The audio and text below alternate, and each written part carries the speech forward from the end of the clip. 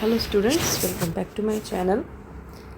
Thank you so much जितने भी अच्छे अच्छे कमेंट्स आ रहे हैं और वीडियोस हेल्पफुल हो रही है तुम लोगों के लिए, और जिस तरह से तुम लोग बता रहे हो, इन्फॉर्म कर रहे हो, तो it feels very good that something what I am doing is helping to you.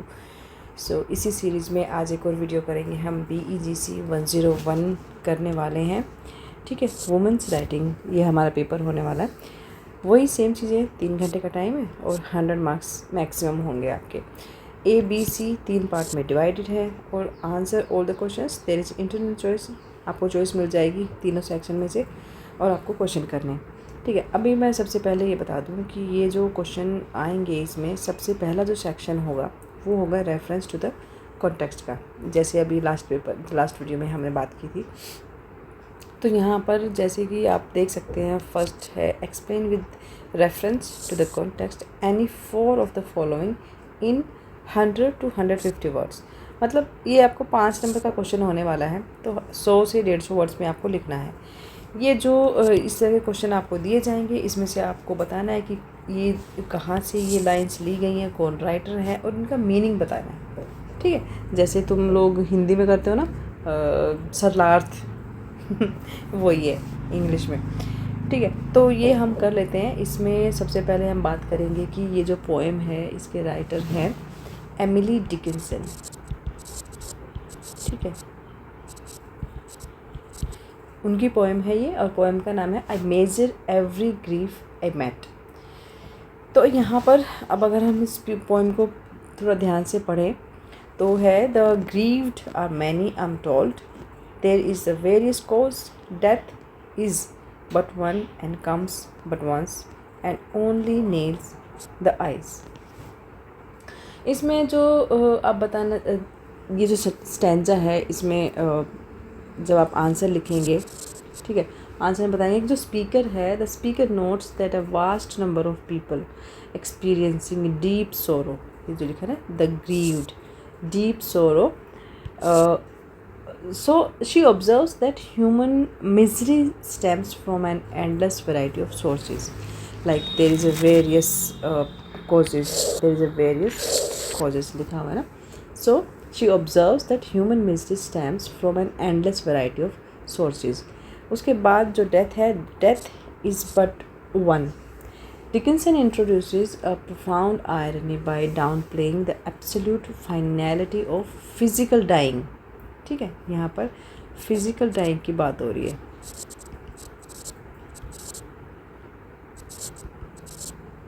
She argued that death is but one, causes of suffering happening a single time to an individual and comes but once.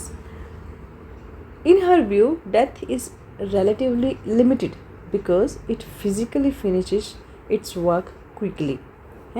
And only nails the eyes that shuts, ठीक है, it shuts concluding the body's pain, okay।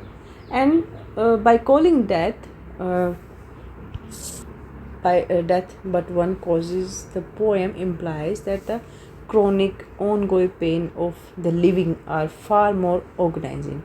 Here Dickinson immediately contrasts death with recurring human miseries in the further lines। आप कर सकते हैं जो भी grief of want, grief of cold and despair, banishment, इस तरह के जब आगे आप पढ़ेंगे तो उसमें ये सारी चीज़ें आपको मिलेंगी देखने के लिए। तो इसी तरह से मैं ये एक आपको फॉर एग्जांपल बता रही हूँ कि कैसे आपको बताना है कि आप इसके राइटर बताने हैं, पोएम का नाम बताना है और इन लाइंस का मतलब बताना है, एज आई मेंशन्ड, ठीक है। तो ये क्वेश्चन जो सेक्शन हमारा ए है, इसको हम सारे नहीं करेंगे क्योंकि यहाँ पे देखो कोई लिमिट नहीं है, कहीं से भी कुछ भी आ सकता है तुम्हारे सिलेबस में से। तो जो हम इम्पोर्टेंट क्वेश्चन करने वाले हैं वो आने वाले हैं आपके सेक्शन बी से, ठीक है। इसमें वो सारे क्वेश्चन हैं जो रिपीट हुए हैं, जो 2023 से लेकर 24 में भी आए हैं और 25 में भी आए हैं, ठीक है। तो मैं वही क्वेश्चन लूँगी और उन्हीं को यहाँ पर डिटेल में करेंगे। सेक्शन बी में आपको 4 क्वेश्चन करने हैं, कोई भी ठीक है, 250 से 300 वर्ड में लिखने हैं। एक क्वेश्चन के नंबर होने वाले 10 नंबर का एक क्वेश्चन होने वाला, तो टोटल आपको 40 नंबर के। अब आपको 40 नंबर में से आप कितना ले सकते हो, इट्स अप टू यू कि आप कितना बेटर लिख के आते हो। ओके, तो सबसे इम्पोर्टेंट जो हमारा होने वाला है वो पहला ही है, briefly trace the waves of feminism and describe their characteristics. इसमें जो वेव ऑफ फेमिनिज्म आई थी उसको डिस्क्राइब करना है और उसकी कैरेक्टरिस्टिक्स बतानी है आपने, ठीक है। तो चलिए करते हैं। इंट्रोडक्शन में लिखना है हमें, the history of feminism is often described as unfolding in waves. Okay, each wave representing a distinct phase in women's struggle for equality, rights or recognition. ठीक है, from the early fight for suffrage to the contemporary debate around intersectionality or digital activism, feminism has continuously reshaped society. Understanding the wave of feminism is essential because it links historical struggle with current affairs and gender debate. उसके अलावा जो पेट्रार्ची है and social movement, ठीक है, और state politics. That's it. So अब क्यों ज़रूरी है और क्या होता है फेमिनिज्म वेव्स क्या होती हैं, इन चीज़ों की ज़रूरत क्यों पड़ी, उन सब के बारे में यहाँ पर बात करने वाले हैं हम। तो जो भी जितनी भी वेव्स होने वाली है इसमें 4 स्टेजेस में इसको हम डिस्क्राइब करने वाले हैं। तो इसमें सबसे पहले हम लिखेंगे फर्स्ट वेव। ओके, तो फर्स्ट वेव के बारे में हम बात करने वाले हैं। यहाँ पर हेडिंग बनेगी first wave of feminism in 19th and 20th century.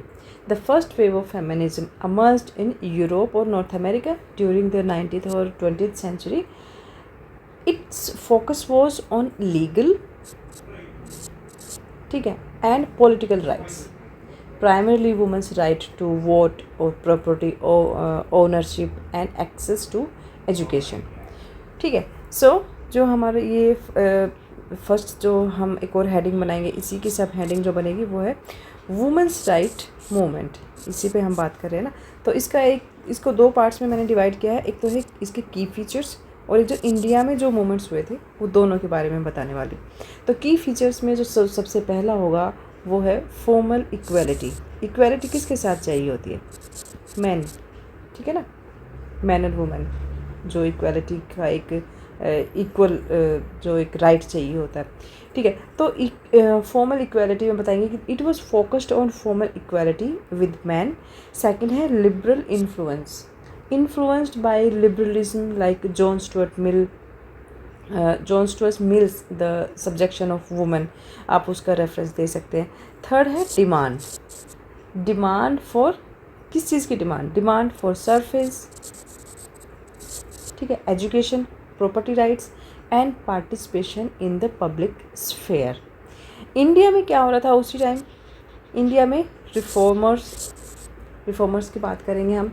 Reformers कौन कौन से थे, लाइक राजा राम मोहन रॉय, ठीक है, और Ishwar Chandra Vidyasagar and later Savitribai Phule. You already know these names. campaigned for widow remarriage, women's education और against child marriage and सती, ठीक है। देन सेकंड हमारा हो रहा था इंडिया में सफरेज मूवमेंट के लिए। The Indian suffrage movement before independence was deeply tied to the nationalist struggle, ठीक है। तो मेन चीज़ ये हो जाएगी कि वुमेन राइट मूवमेंट में क्या क्या हो रहा था, ये यूरोप के बारे में बता देंगे आप, की फीचर्स, और ये यहाँ पर हमारे इंडिया में, ठीक है। ये फर्स्ट वेव की बात हो रही है। अब हम बात करेंगे सेकंड वेव के बारे में। बात कर लेते हैं सेकेंड वेव्स ऑफ फेमिनिज्म जो हुआ था 1960 टू 1980 के बीच में. Second wave of feminism broadened the agenda beyond legal rights to include issues of sexuality, reproductive rights, domestic violence, work place discrimination and patriarchy. ठीक है, ये इतना सा हम इनके बारे में बता देंगे, थोड़ा सा रेफरेंस दे देंगे. अब बात आती है की फीचर्स के बारे में. की फीचर्स में सबसे पहला है फेमिनिस्ट लिटरेचर की बात कर लेते हैं. फेमिनिस्ट लिटरेचर में the Simone de Beauvoir's, the second sex, Betty Friedan's, the feminine Mystique, इसके बारे में आप बता सकते हैं, ये रेफरेंस दे देना. देन रेडिकल फेमिनिज्म की बात हो रही है यहाँ पर. Rise of radical feminism, socialist feminism and psycho analytic feminism की यहाँ पर डिमांड हो रही थी. फिर है पॉलिटिकल राइट्स के बारे में.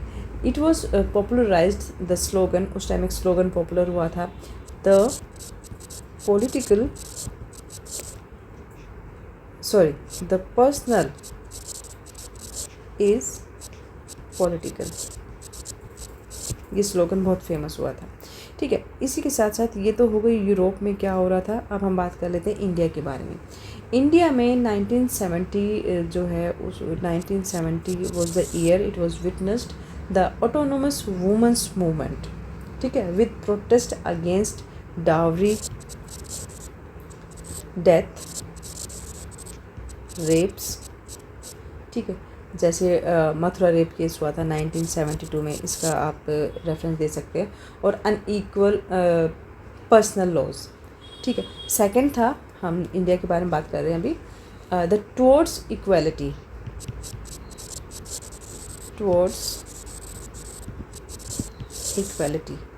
ठीक है. The towards equality report in 1974, according to this it was exposed gender based inequalities in India. Okay, then third हम लिख देंगे यहाँ पर सेल्फ द ऑर्गेनाइजेशन. कुछ ऑर्गेनाइजेशन होते थे ना, like self employed women's association, SEWA. ठीक है, highlighted economic struggle of women in the informal sector. जो इनफॉर्मल सेक्टर थे वहाँ पर जो इकोनॉमिक स्ट्रगल हो रहा था, इनइक्वालिटी हो रही थी विमेंस के साथ, उसके बारे में बताया गया है. ठीक है, ये सेकंड हो गया. अब थर्ड वेव देख लेते हैं. थर्ड वेव ऑफ फेमिनिज्म जो स्टार्ट हुआ था 1990 to 2000. By the 1990 feminist realized that earlier movement largely reflected the experience of white middle class women. The third wave was feminism sought to include women of diverse races, ethnicities and classes and sexual orientation. ठीक है, सो यहाँ पर हम third wave की बात कर रहे हैं. तो फर्स्ट फेमिनिस्ट मूवमेंट में हमारा जो पहला है वो है की फीचर्स की. अगर हम बात कर लें तो की फीचर्स में है एक तो intersectionality, identity, culture, body positivity और रिप्रोडक्टिव जस्टिस की बात हो रही है. तो बेसिकली आपको बताना ये है कि it emphasis on intersectionality, intersectionality, focus on identity, culture, body positivity and reproductive justice, and critique of essential views of womanhood. ठीक है, ये बता रहे हैं आपको. मेन फीचर्स यही थे. इंडिया में उसी टाइम क्या हो रहा था, इंडिया में दलित फेमिनिज्म हो रहा था, आदिवासी स्ट्रगल चल रहा था, and cure activism gained prominence. And इसके के साथ साथ वुमेंस लाइक नर्मदा बचाओ आंदोलन जो हुआ था उस time, that include women's voice against displacement. और वुमेंस लीडर्स हुआ करते थे उन दिनों, लाइक मेधा पाटिकर और iron Sharmila become symbols of resistance. ठीक है, ये यहाँ पर आप बता देंगे. अब फोर्थ वेव जो होने वाला है उसकी बात कर लेते हैं. थोड़ा सा मैं और बताना चाहूँगी इसके बारे में. जो इंटरसेक्शनल फेमिनिज्म है जो थर्ड वेव में आया था, इंटरसेक्शनल फेमिनिज्म एम्फसाइज करता है that women's experiences can not be explained by gender alone. They are shaped by overlapping structure of caste, class, ठीक है, रेस एंड सेक्सुअलिटी और ethnicity. It critique that the assumption of a universal women's experience and highlighting that oppression is complex and layered. So, the framework of intersectionality developed by Kimbrel Krishna and enriched by Patricia Hill Collins become central of this perspective. Okay, so fourth, एक बार fourth को देख लेते हैं. Fourth wave of feminism की बात कर लेते हैं.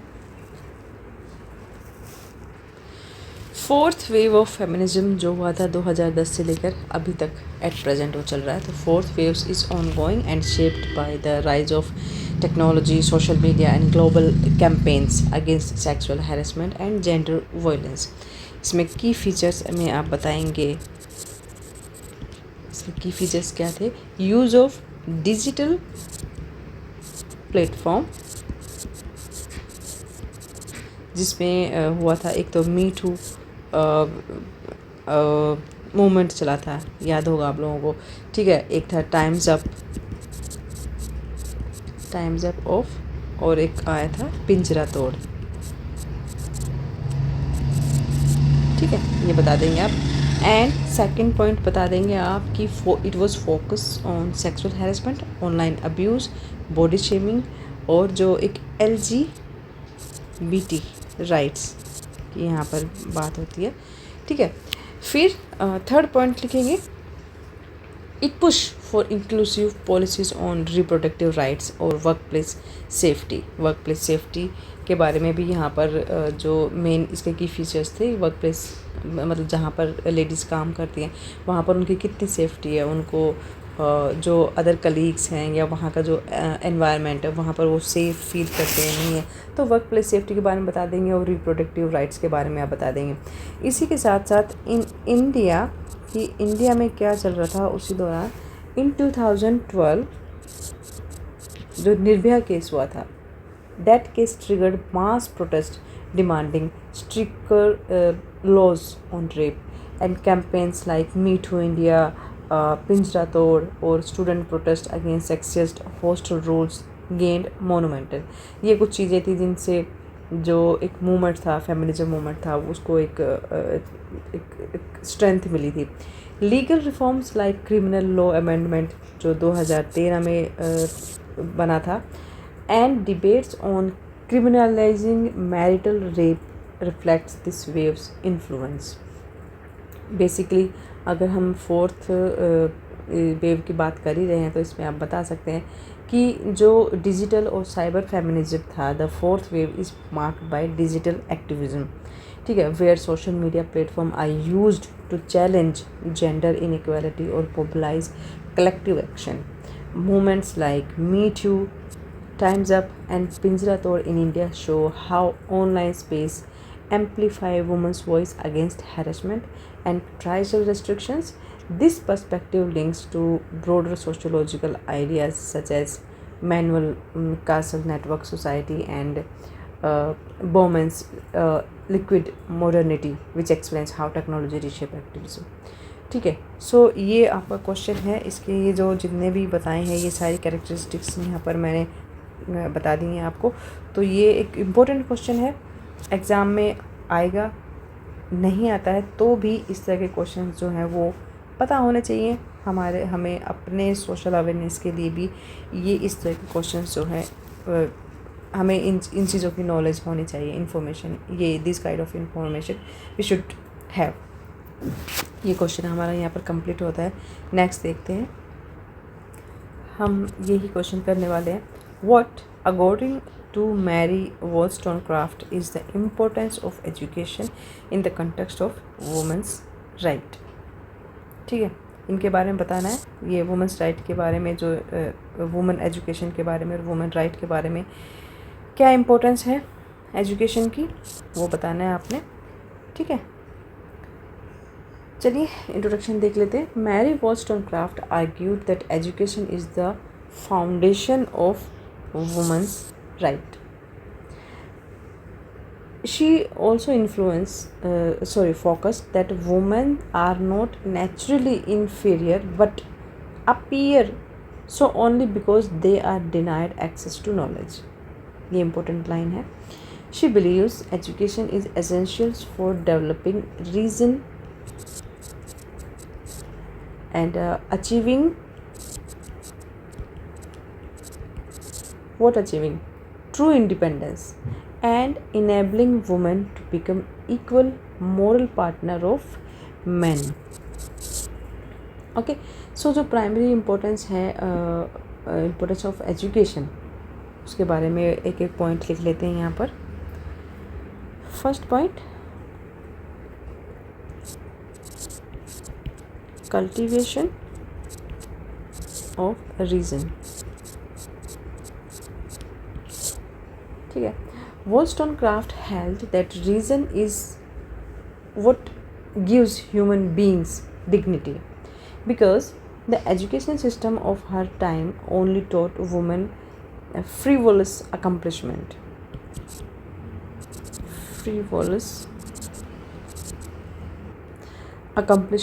to make them attractive on the marriage market. She believed that women are trapped in a state of perpetual childhood or dependence. A proper rational education would allow women to think for themselves and breaking the cycle of subjection. Second point, the companionate of marriage. Wollstonecraft also argued that for marriage to be a true partnership, both partners must be educated equally. An educated woman could be an intellectual equal and a companion rather than just a decorative ornament or property. ठीक है. तो ये woman right के बारे में तो बात कर ही रही है, उसके साथ साथ वो एजुकेशन के बारे में भी, कि जब शादी होती है, जब मैरिज की यहाँ पर बात हो रही है, तो जो एजुकेटेड वुमन है वो भी उतनी ही इक्वल इंटेलेक्चुअल होगी अगर वो एजुकेटेड होगी तो, और एक बेटर कंपेनियन बनेगी रादर देन जस्ट डेकोरेटिव. मतलब बस एक जैसे उसको एक सजा हुआ कुछ डेकोरेटिव को सामान रखा घर में रखा, उसके अलावा अगर उसको एजुकेशन मिलेगी तो वो एक बेटर पार्टनर बन पाएगी, वो अपने फैमिली को भी एजुकेट कर पाएगी, और इसके साथ साथ वो शील बी इक्वली इंटेलेक्चुअल. ठीक है.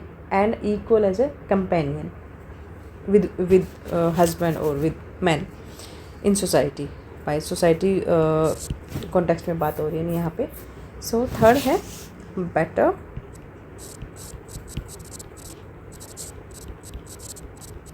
mothers and citizens.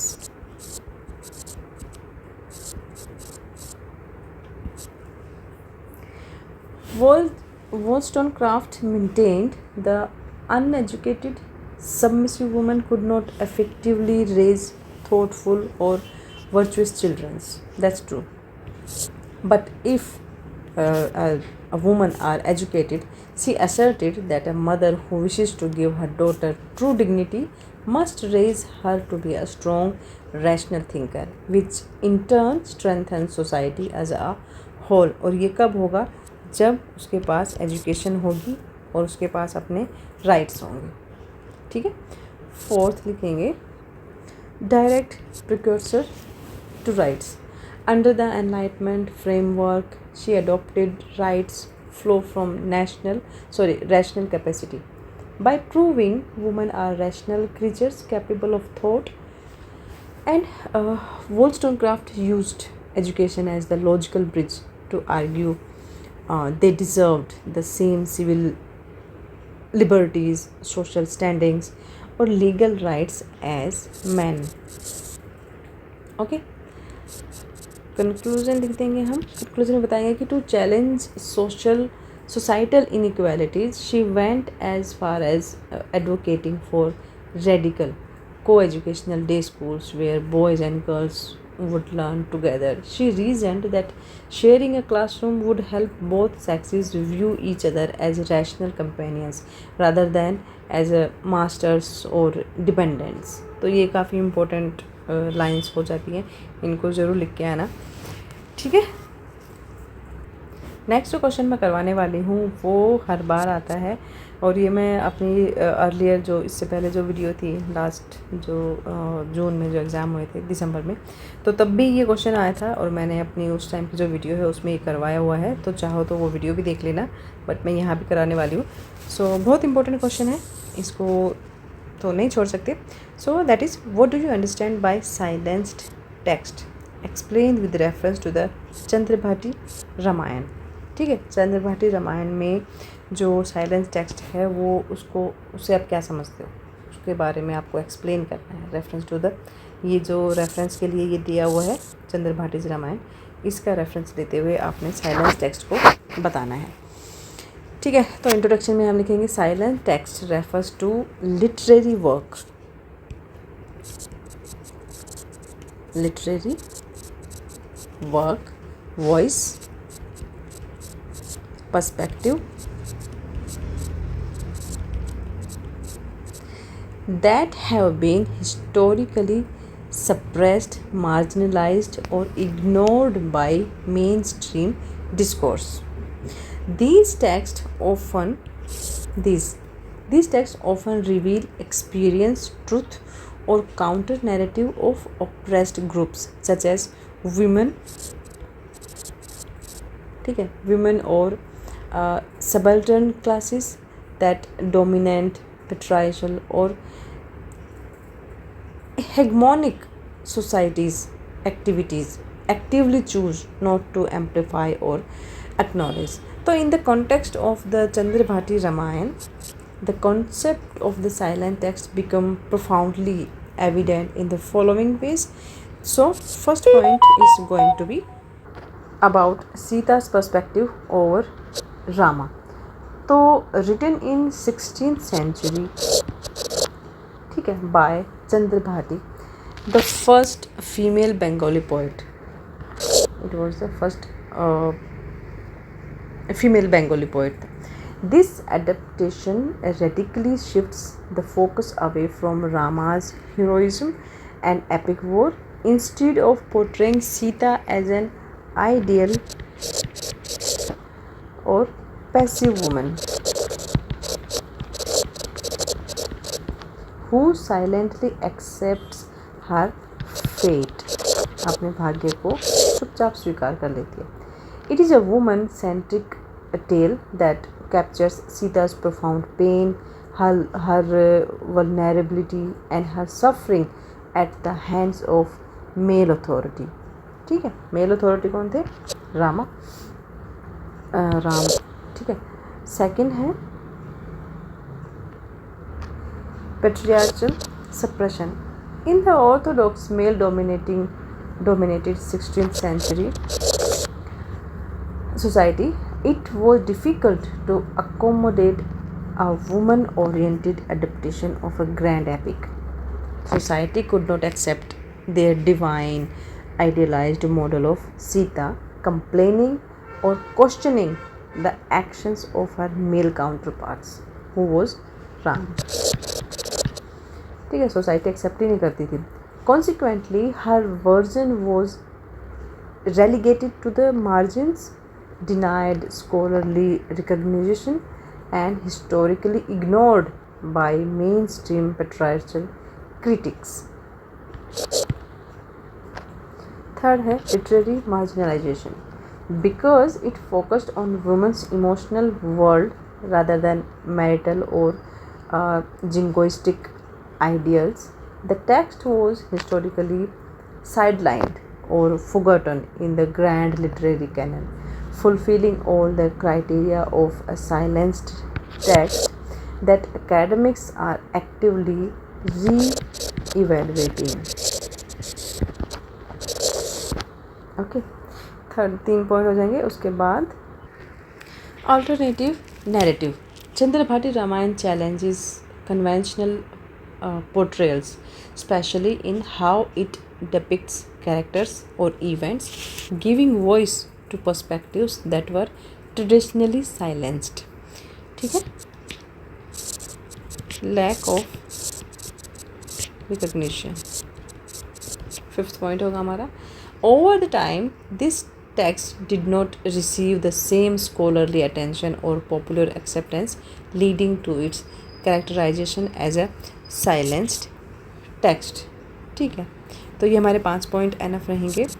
फिर हम कंक्लूजन लिख देंगे. कंक्लूजन में दिखाएंगे in summary Chandrabati Ramayana is called silenced text because it provides a marginalised female authored alternative narrative of the Ramayana that has historically been overlooked or suppressed in favor of dominant versions. बस next question देखेंगे हम. अच्छा, एक request है, अगर अभी तक video अच्छी लग रही है तो वीडियो को लाइक और शेयर ज़रूर कर देना और हाइप ज़रूर कर देना. ठीक है, हाइप करने से होता क्या है कि वीडियो जो है ज़्यादा से ज़्यादा स्टूडेंट्स तक पहुंचती है. तो अगर हेल्पफुल लग रही है और अभी तक अगर रुके हुए हो वीडियो पे, तो इसका मतलब वीडियो तो ठीक बन रही है और तुम लोगों को अच्छी भी लग रही है. ठीक है, तो चलो नेक्स्ट देख लेते हैं. फिफ्थ है attempt a character sketch of Gilbert Clandon's in the legacy. Legacy से भी आपसे अक्सर पूछा जाता है क्वेश्चन, कुछ ना कुछ ज़रूर आता है इसमें से, और हो सकता है ये सेम क्वेश्चन भी आ जाए आपको. ठीक है, तो इसको करेंगे. The Gilbert Clandon is a self-absorbed, manipulative politician whose tragic blindness to his wife's Angela's emotional needs drives her to suicide. ठीक है. And a deeply patriarchal or narcissistic man, his eventual realization of his wife's secret after expose his profound vanity and lack of genuine empathy. Okay, तो ये तो थोड़ा सा discuss कर दिया उसके बारे में. अब जो की फैक्ट्स होने वाले हैं उनके बारे में बात कर लेते हैं. ठीक है, की facts of his character. Basically हम कैरेक्टर स्केच कर रहे हैं यहाँ पर. फर्स्ट लिख देंगे हम self-absorbed and narcissistic. Gilbert views himself as a very distinguished looking man. His self-absorbed or self-centered peak when he reads his late wife's diaries. जब अपनी वाइफ की जो मर चुकी होती है उसकी जब डायरी पढ़ता है तो he feel self-centeredness. ठीक है. Instead of seeking to understand her inner turmoil he only schemes of his own name and is primarily concerned with how events impacts his ego और हाउ नार्सिसिस्टिक ही वॉज, उसके बारे में बताना है. Second point है patriarchal and condescending. Gilbert जो है he patronise Angela, viewing her as an unintelligent, childlike accessory to his life. He also dismissed her desires, उसकी desires को भी accept नहीं करता है, to do volunteer work in London's impoverished East End, and believing her only purpose is to take care of him and his household. मतलब जो जितनी भी उसकी डिज़ायर्स होती हैं उनको वो कोई वैल्यू नहीं देता, कोई डिसमिस ही कर देता है उनको, और उसको लगता है कि जो वाइफ है she is only for his take care and for his household task. Materialistic or narrow-minded. Gilbert patronizes Angela, viewing her as an unintelligent, childlike accessory to his life, but at the same time, he's steeped in upper-class privilege. He despises the working class and liberal ideologies. He reduces his wife's legacy of mementos and gifts to mere object of convenience, rather than recognizing them as desperate acts of love and farewells from a suffocating wife. Unaware of reality, blindly to the true estate of his marriage, he assumes Angela's death is Piccadilly. ठीक है,